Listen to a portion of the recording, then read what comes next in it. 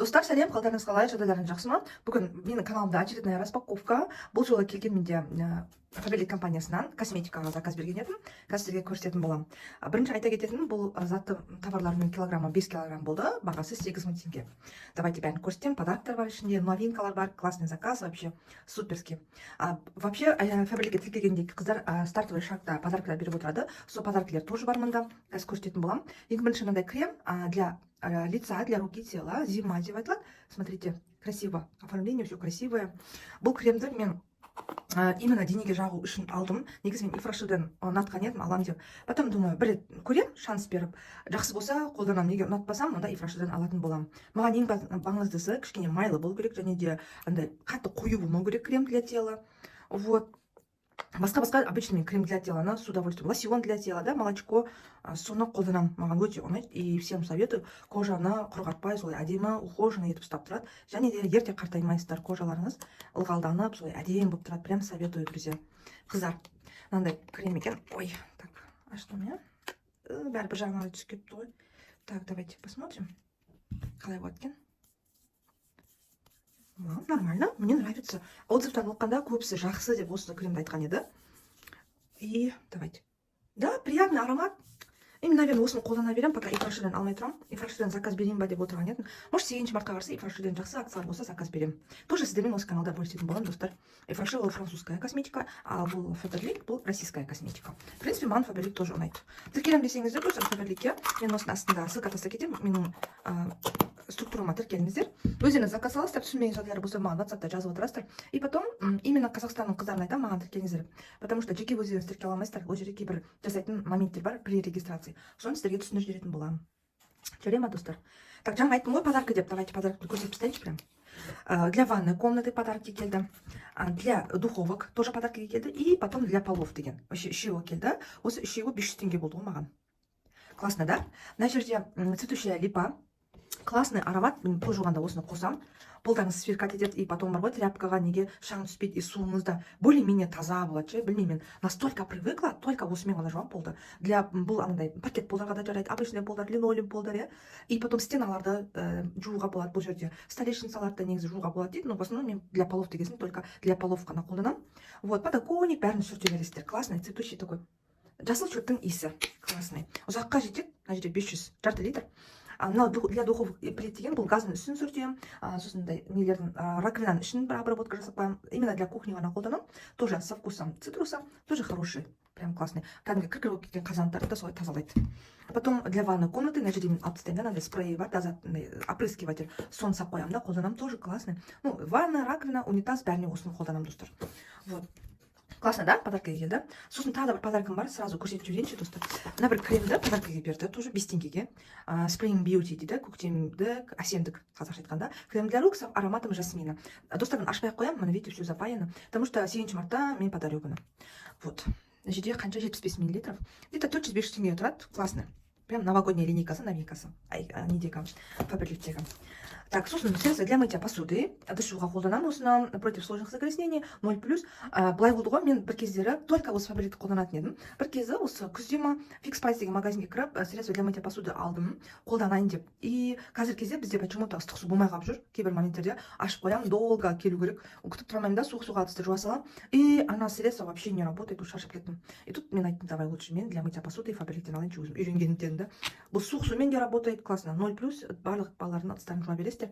Значит, со вкусом лимона классный, насыщенный, густой. Бір капля ғана тамсас, и ұзаққа жетеді, достар. Классный. Прям советую. Потом же кондиционер для белья. Бұны кір жуған кезде құямын, лоток именно ортаңғы лотокқа, стиралканың кондиционер деген бөліміне. Новинкасы, значит, все на корейском, Неролі и гибискус деген гүлдер. Бұрын осы линейкасы бар, кәдімгі дом Фаберликтің тоже кондиционер. Соның ішіндегі, так, гибискус, Неролі деген ба. Білмеймін, орхидея маған соған ұқсап кетеді. То есть, прям қатты необычный күшті естеп айтамын. Бұрын болған естердің бірі, да. То есть, маған прям қатты новинка болған жоқ. Енді кішкене консистенциясы қою былай, немен аласыздар да, крышкасына былай наливайте. Где-то жартысын да құйсаңыздар жетіп тұр. Классный. Вот. Тоже новинка. соны жоқ қой, жатқызып қояйын, чтобы вам видно было, да? Так, потом же, достар, алдым жидкое мыло, алдым. Бұл облепиха мен. Облепиханы өте жақсы көремін. Облепиховое вареньені прям люблю. Мен өзім подругам бар, көрші болып тұрдық. Назым деген қыз облепиховое варенье маған әкеліп берген. Прям сол вкусы я до сих пор помню. Классный. Мне кажется, Назым только умеет делать такое варенье. Вот. Давайте откроем. Бұл жидкое мыло, көріп отырсыздар, очень у него сменный блок. Кәдімгі дозаторы бар, неге ысқақ құйып қоясыздар тараға. Так. Классно. Да, варенье, облепиховое варенье надо, достар. Классный. Вот буду пользоваться. Давайте аж көрсетейінші сіздерге. Қандай цвет екен? Сары цвет екен. Достаточно густой, классный. Видите, да? Прозрачный такой. Оранжевенький. Біреуі заказ бердім, негізі екеу берем ба деген. Екіншісі тағы алоэ түрі новинка болған. Тоже бұл да новинка, достар. Бәрі новинка ғой менде қазір. Көрсетіп жатқан бәрі сіздерге. Потом, достар, мынандай келді. Бұл менде гель для душа. Вообще менде гель для душа қалмады. Представляете? Сапожник без сапог дегенде өзім косметика сатамда, витамин сатамда, өзімде болмай қалады. Мынау жерде для крем деген линейка. Почему мен именно осы линейканы таңдадым Фабрите? Гель для душа көп бұл жерде. Ұнағаны бұл жерде кремовая консистенция. Қазір күн суық, кремовая консистенция вообще классно, жақсы келеді. Неге? Жуылғанға ше. Мына жерде миндаль. Ал мына жерде бізде кокосовый протеин. Мә, классный такой, прям я прям влюбилась в этот аромат. Такое сладкое печенье, ой, как выпечка. Номер ғой, енді блаженство ғой. Көріп отырсыздар, қазір консистенциясын тоже көрсетіп, алып заказ беріңіздер, қыздар, не пожалеете. Жазасыздар комментарийға, Гүлжан, классный түрін таңдап бердің ғой деп. Так, артикулын айта салайын ба? 87-64 деп тересіздер. И осы түрі шығады. Мына 3-ші ай ноябрьде жасалған. Свежий, да, достаточно. И мына екінші түрі тоже бұл да күшті. Бұл жерде такой миндальный аромат. Приятный такой, тоже кремовая консистенция. Вау, видите, да, такой перламутровый, классный. То же самое, кода 8391. Вот, бөлшекке ұнадым. Потом тағы алғаным, достар, новинкадан, анда екі новинка алдым. Бұлар Story Demo деген линейканың 7-ші марта шығарған несі, лимиткасы деп айтады. То есть бұл қазір алмасаңыздар кейін бітіп кетеді. Мынау мыльцасы. Так, бұны 23 жылы шыққан екен, аметист деп айтады. Бұны мен күйеуім көп жақсы қолданады, мыланы твердый мыланы жақсы көреді, чем жидкое мыло. Сондықтан үйге қойып қоямын, то есть жидкое мыло қоямын и твердое мыло қоямын ванныға. И мынау для интимной гигиены. Әйелдерге. И мына жерде, не знаю, осы линейка Story Demo алдында көп қолданғам. Енді новинкасы болғасын, давайте деп алдым заказ беріп. Так, давайте попробуем аромат. Такой, видите, да? Красивая консистенция. Тоже перламутровая. Что дейсіздер? Нежный прям. И 7-ші мартқа, достар, осылай сыйлық ретінде берсеңіздер болады. Мысалы, үлкен кісілерге, тәтеңізге, мамаңызға, апайыңызға, әпшеңізге, білмеймін, көршіңізге, подружкаларыңызға риза болып қалады ғой. Маған осылай беріп жатса, мен риза болатын едім. Әдемі Фабрик деген логотип бар, пакеттері бар өзінің. Тоже солай салып берсеңіздер болады қойынан. Так, дальше, достар, келгенім. Новинкалардың новинкасы деп айтамын. Так, осымен бітті, иә. Коробканы қоя салайын. Келгені, достар, духилар келді. Заказ бердім. 2 духи. Вот. Так, ставим. 2 духи заказ бердім. Біреуі новинка. Екеуі де новинка. Так, давайте будем тестить. Мынау бұл новинка болған. Арванте деген духидің пробнигін заказ бердім. Мына Арванте деген. Қазір несін оригинал мына жерге фотосын ба қойып кететін боламын. Үлгеріп атсам. Бұл осы текущий каталогта бірінші бетінде обложкада тұрған жасыл духи.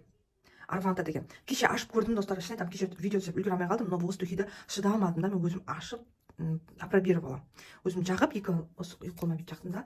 И целый день, где-то 5-6-ларда бастап жақтым кешкі. И түнімен тұрды ғой, иісі күшті, приятный. И знаете, осы аромат неге ұқсайды? Неге ұқсайды? Баккара руж деген аромат бар. Соған ұқсайды. Міне менде бар ол. Осын әкелдім, әдейі сіздерге салыстырып көрсетейін деп та. Вот, мына аромат өзі, бұлар қымбат тұрады. Сондықтан $100 үстінде тұрады, достар. Такой. Конечно, бұл да классный. Мүмкіндігіңіз болса, алсаңыз болады, да? Не отрицаю. Но енді бывает, что үйде отқасын кейде ақшаны экономдайыншы деп ойлайсың да. Но одновременно осылай духиді сепкін келеді. Шын айтам, қазір мен бар ғой, қыс бойы осы тұрған жерімде, достар, көшедегі 2 қыздың бірінде осы духиді мен сезем. Осы духи себет. Каждый 2 адамның, 2 қыздың біреуі осыны себет. Даже почти что каждый деп айтсам болады. Сразу сезіп қоямын осы ароматты. И вот то же самое, екеуі бірдей. Мына такой вот аромат. Так. Жженый сахар, прям кішкентай кезімізде қораз кәмпит естіңіздер ма? Тура соның иісі мынау ше. Мына духиді сепкісі келіп, немесе ақшасы болмай жүрген қыздар болса, ақшасын қимай жүрген, білмеймін, или там біреуден подарки келетін шығар деп болады осындай моменттер. Достар, міне өздеріңіз ала беріңіздер, Фабрикте тұр, міне Арванта деген. 3,5 мың ба, 3,700 ба, сондай ақ тұрады. Ну, максимум 4 мың деңізші. 4 мың теңге ғана тұрады. Ішінде 50 мл, классно, еш оформлениесінің өзі де әдемі екен. Мен, скорее всего, алам ба деп тұрдым, бір жағынан мына духиді ашып қолдана берсем ба деп тұрмын. Екі ойлы болып тұрмын. Негізі бұны мен продажаға қойғам сатып ба деп. Не знаю, друзья. В общем, я думаю, в смятении, пока не знаю точно. Өзім қолданам ба, жоқ сатып ба. Бұны негізі маған сестрам сыйлаған, бір жағынан тоже қимаймын, сестрам сыйлаған нәрсені сатпай ақ қойшы, өзім қолданайын ба деп ойлап тұрмын. Бір жағынан мына түрі де ұнап тұр. Неге десеңіз, мына жерде сәл облегченный түрі да, қатты стойкий болып басты ауыртпайды. Мына жерде негізі кішкене басты ауыртады. Бұл кішкене суықта сондай кезде себетін духи да. Прям жазда бұл не пойдет. Көктемде алып үлгерсеңіздер болады, март, апрельде себсеңіздер болады. Но в целом бұл қыстың ароматы да, зимний аромат, қыста себетін. Ал мынау легкий варианты, қана. Да, классный, прям супер. Скорее всего, ала салатын шығармын мен, достар. Білмеймін енді, ойланып тұрмын. Алғым да келіп тұр. Енді ең бастысы осы заказымды бергенім, қыздар, мына духиға бола бердім. Бұл Candy Story деген духи, линейка. Бұл, как бы сказать, малюсенький такой, байқалмайтын сияқты аромат сияқты, я? Незаметный. Но, достар, мен отзывтарын оқыдым да, мен алам дедім. Неге? Достар, қазір айтамын сіздерге неге екенін. Ау. Неге десеңіздер, достар, бұл духиді, қазір айтамын сіздерге. Так, скажите мне, аромат бар ғой. Вишня, черри, Lost Cherry. Авторын ұмытып тұрғанмын бараңызшы. Осындай кезде ұмытып қалам бар ғой. Lost Cherry, мына жерге қазір суретін қойып кететін боламын.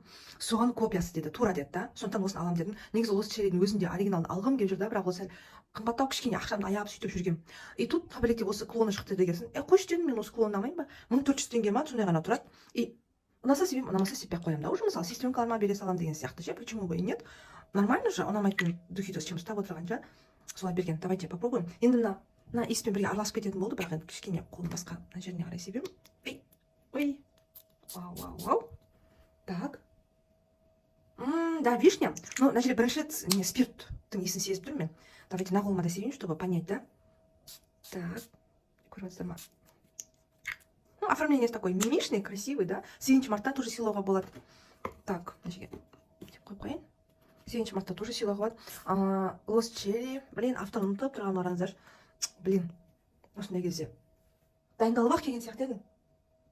Вишня, ну прям қатты сезілмей жатыр почему-то, потому что спирт көбірек ойнап тұр да. Стойкасын бәрінен тағы да келесі, может, тағы бір видео түсіремін, если қыздар керек болса жазсаңыздар болады. Гүлжан, ана духиларын қалай болып жатыр, стойкасты қалай десеңіздер, осы комментарийдің астында, если мен екінші сериясын түсіріп беремін. Стойкасты туралы. Мен духиді өте жақсы көремін, негізі достар. Духи өзім коллекциям бар, әжептәуір. Мүмкіндік болса кейін түсіретін шығармын. Бұл каналда басын витамин туралы айтатын болғасын, почему-то ондай видео түсірмеппін, да? Тогда вишня. Вишня дегенде вишневый косичка болады, соның иісі. Сосындай вишня гүлдейді ғой, көктемде жапырақ бір атып, гүлдеп атады. Сондай, сол кезде шие ағаштың жанынан өтесіз ғой. Сол кезде қандай иіс сезесіз, сондай иіс сезеді ма? Вишневый. Прям вишневое варенье, прям тәтті, ондай емес. Мына жерде сладость почти жоқ екен. Мына жерде бар сладость. Но тоже не так, как вот здесь. На жерде прям сладкий, насыщенный, классный. А тут кішкене нелі ондай. Более облегченный версиясы, да? Мысалы, үйге сепкенге осы таптырмас деп ойлаймын. Конечно, мен Candy Cherry'ді өзім қолданып тастаймын, үйге сеуіп. Вот. Может, дағы заказ берем неге? 7 мартта сыйлық ретінде, да? И может, даже продажаға алам ба? Көремін, достар. Осындай заказым өте қатты қуанттым. Осының бәріне мен, достар, қанша теңге төледім? 7851 теңге төледім. Я думаю, это классный заказ, потому что тут новинки сплошные, да? Бір духи алдым, новинка алдым, гели для душа, для кондиционера, для белья, для стирки белья, жидкое мыло, вот эти средства вообще даром келді. Крем, ұнады, соны жағатын болдым. Крем для рук тоже новинка, жидкое мыло. Білмеймін, бұндай нәрсені магазиннен қазір ала алмайсыздар, достар. Шын ғой, магазиннің өзінде қымбат қазір. Так, давайте сюда. Ана үсті денеңізге жағасыздар. Ой, извиняюсь, что это было. Вот. Так вот получается. Тесен, да, классный.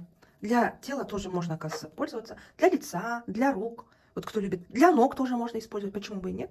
Такой универсальный классный крем. Достармен фабрикте барлығын сначала сайттан оқып аламын. Комментарийларда жазылады, адамдар өздері бірден жазады, мынау жақсы, мынау жаман дейді. Соған ориентир жасаймын. Сосын ютубта видеолар бар, распаковка фабрик, соларды көремін. Сөйтіп заказ беремін. Но өкінішке орай қазақ аудиториясына түсіндіріп қазақша айтатын осындай видеолар жоқ почти. Или маған шықпай ма, білмеймін. В основном сол ресейлік блогерларды көремін, орыс тілінде түсіретін. Солардан қарап сөйтіп жақсы нәрселерді өзім таңдауға тырысамын. Чо попало нәрсені алып ақшамды мен кетірмеймін. Бейберекет біреулер алып үйіне жатады ғой, валяться етіп, ондай нәрселер алмайды екенмін. Қолданатын нәрселерді аламын. Барлығы ұнайды маған. Средства для мытья посуды классные у них, гели для душа классные, шампуни тоже хорошие. Вот жидкое мыло, крема для рук. Ну, в принципе, бәрі доступный, жақсы бағада. Духилар шығып жатыр, күшті современный духиларға клон жасап жатыр. Көріп отырсыздар. Сондықтан фабрикке тіркеліңіздер. Өте жақсы фирма. Советую всем. Ал достар, осымен видеом аяқталды. Барлықтарыңызға рахмет. Мені соңына дейін көргендеріңізге. Пабликке тіркелем десеңіздер мархабат. Видеоның астында ссылка бар. Регистрация жасап тіркеліп алыңыздар. Сосын маған обязательно WhatsApp-тан жазуды ұмытпаңыздар. Гүлжан, мен тіркелдім Фабрикке деп. Потому что заказ бермес бұрын, достар, обязательно бір документті сайтқа тіркеу керек. Без этого сіздер заказ бере алмайсыздар. Обязательно. Бұл бүкіл Қазақстан үшін ортақ ереже. Сондықтан маған жазыңыздар. Гүлжан, Фабрикке тіркелдім.